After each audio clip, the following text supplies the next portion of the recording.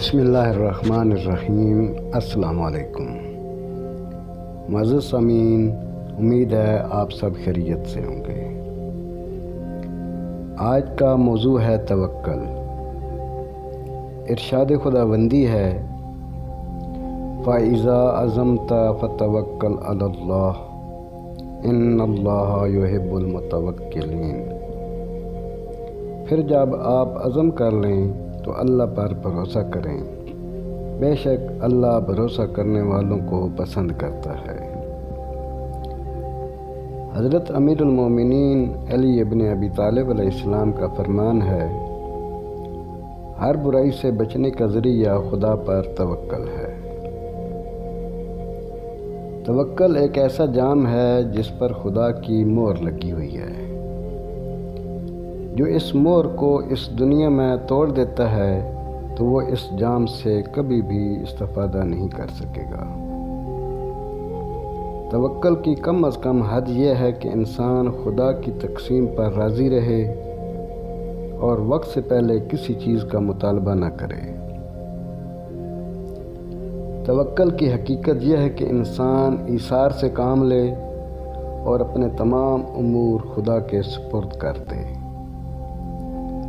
اگر متوکل کی توجہ اللہ تعالیٰ کی طرف رہے گی تو وہ ہمیشہ حقیقت توکل پر قائم رہے گا۔ توکل صرف الفاظ اور زبانی دعووں کا نام نہیں ہے، بلکہ یہ ایک باطنی عمل ہے۔ یہ ایمان کی چابی ہے۔ تمام آرزوؤں کو ختم کر دینے سے انسان میں توکل آ جاتا ہے، اور جس شخص میں توکل آ جائے تو شخص متوکل کہلاتا ہے۔ پیغمبر اکرم صلی اللہ علیہ وآلہ وسلم کے زمانے کی بات ہے کہ ایک تاجر جو ہمیشہ خدا پر توکل رکھتا تھا، وہ تجارت کے لیے شام سے مدینہ کی طرف آ رہا تھا۔ راستے میں سے ایک شامی ڈاکو گھوڑے پر سوار ہو کر اس کی طرف تلوار لے کر آیا اور وہ اسے قتل کرنا چاہتا تھا۔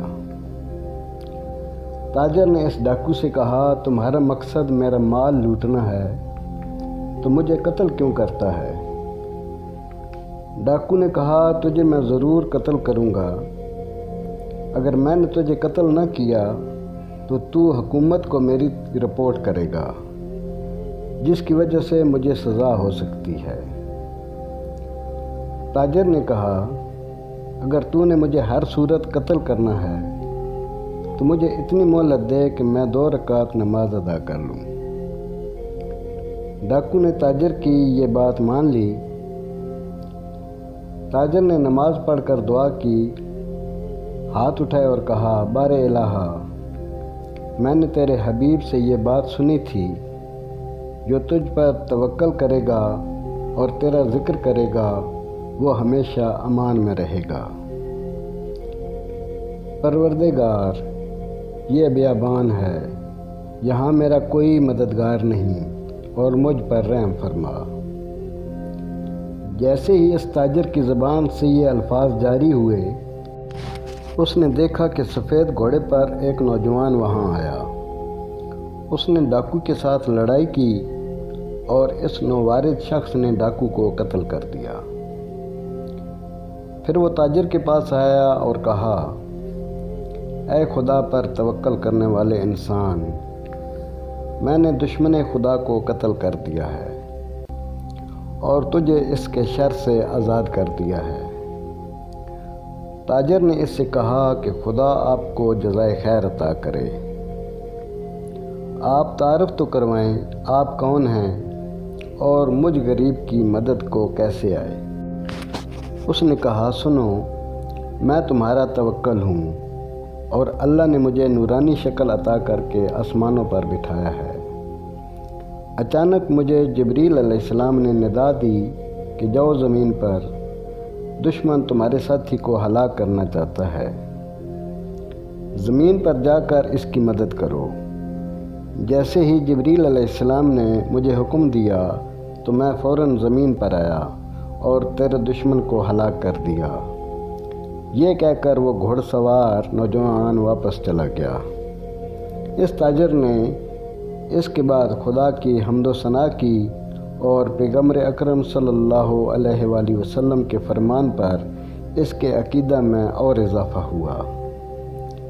پھر وہی تاجر مدینہ آیا اور حضرت صلی اللہ علیہ وآلہ وسلم کی خدمت میں حاضر ہوا اور اپنے ساتھ پیش آنے والا واقعہ بھی آپ کو سنایا کہ توکل انسان کو اوج سعادت پر پہنچا دیتا ہے، اور توکل کرنے والا شخص انبیاء، اولیاء، صالحین اور شہداء کے ساتھ آخرت میں معشور کیا جائے گا۔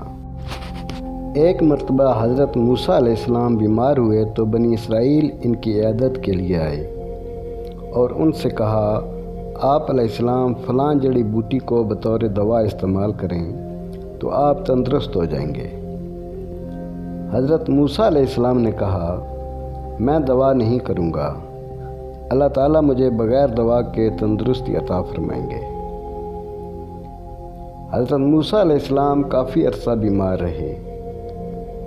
پھر اللہ تعالیٰ نے آپ علیہ السلام کو وحی فرمائی، مجھے اپنی عزت و جلال کی قسم، جب تک آپ اس جڑی بوٹی سے اپنا علاج نہیں کرو گے جس کے متعلق بنی اسرائیل نے تمہیں کہا ہے، اس وقت تک میں تمہیں تندرستی نہیں دوں گا۔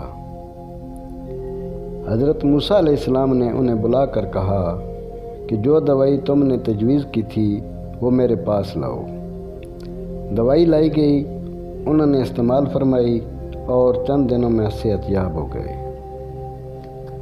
حضرت موسیٰ علیہ السلام کے دل میں یہ بات کئی دنوں تک چبھتی رہی کہ اللہ اگر بغیر وسیلے کے شفا عطا کر دیتا تو اس میں کیا عیب تھا۔ جب حضرت موسیٰ علیہ السلام کوہ سینا پر گئے تو اللہ تعالیٰ نے فرمایا، اے موسیٰ، تم مجھ پر توکل کر کے میری حکمت کو باطل کرنا چاہتے تھے، ان بوٹیوں میں یہ فوائد کس نے رکھے ہیں؟ ایک دن جبریل امین اللہ تعالیٰ کی وحی لے کر زندان کے دروازے پر حضرت یوسف علیہ السلام کے پاس آئے اور کہا، تیرا اللہ تجھ سے پوچھتا ہے کہ اے یوسف علیہ السلام، تجھے یہ حسن کس نے دیا ہے؟ یوسف علیہ السلام نے عرض کی، اے خدا تو نے۔ پھر ارشاد ہوا، یعقوب کے دل میں تیری محبت کس نے ڈالی تھی؟ یوسف علیہ السلام نے عرض کیا، اے پروردگار تو نے ڈالی تھی۔ پھر ارشاد ہوا، جب بھائیوں نے تجھے کنویں میں ڈالا تھا تو نجات کے لیے تجھے دعا کی کس نے تعلیم دی تھی؟ یوسف علیہ السلام نے عرض کی، خدایا تو نے ہی مجھے وہ دعا تلقین فرمائی تھی۔ پھر ارشاد ہوا، قافلہ کو اس ویران کنویں پر کون لایا تھا؟ یوسف علیہ السلام نے عرض کی، خدایا تو ہی قافلہ کو وہاں لایا تھا۔ آواز قدرت آئی، تجھے شاہ مصر کے گھر پناہ دینے والا کون تھا؟ یوسف علیہ السلام نے عرض کی، تو نے مجھے شاہ مصر کے گھر میں پناہ دی۔ پھر اللہ تعالیٰ نے فرمایا، عزیز مصر کی بیوی اور زنان مصر کے شر سے تجھے کس نے بچایا، اور چھوٹے بچے سے تیری پاک دامنی کی گواہی کس نے دلوائی؟ یوسف علیہ السلام نے عرض کیا، خدایا تو نے ہی سب کچھ کیا۔ پھر اللہ تعالیٰ نے فرمایا، اے یوسف، تجھے زندان میں نے تو نہیں بھیجا تھا، تو نے ہی کہہ کر مجھ سے زندان جانے کی خواہش کا اظہار کیا تھا، اور اگر تو زندان سے تنگ آ گیا تھا اور رہائی چاہتا تھا تو کیا تو اپنی اس خواہش کا اظہار مجھ سے نہیں کر سکتا تھا؟ آخر تجھے کیا ضرورت پڑی کہ مجھے چھوڑ کر دوسروں سے کیوں مدد طلب کی؟ اور کیا میں تجھے زندان سے رہائی نہ دلا سکتا تھا؟ اب اس کی سزا یہ ہے کہ تو مزید 7 سال اس زندان میں بسر کرے گا۔ مزید اچھی ویڈیوز دیکھنے کے لیے ہمارے چینل کو لائک کریں، سبسکرائب کریں اور شیئر کریں۔ شکریہ۔